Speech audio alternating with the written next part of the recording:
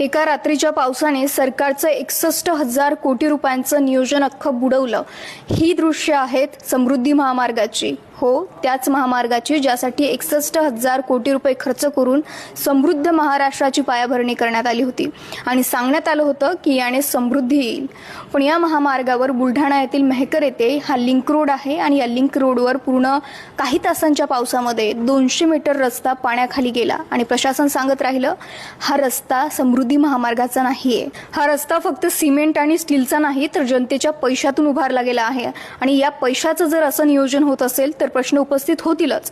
61,000 कोटी रुपये खर्च करूनही रस्त्यावर पाणी का आलं? ड्रेनेजची व्यवस्था का केली गेली नाही? क्लायमेट रेझिलियंट डिझाइन का बनवलं गेलं नाही? क्वालिटी चेक होते की नाही की प्रत्येक विभागामध्ये फाईल्समध्येच कामे पास केली जातात? आणि सर्वात महत्त्वाचं म्हणजे जर 61,000 कोटी रुपयांचा खर्च करूनही असा रस्त्या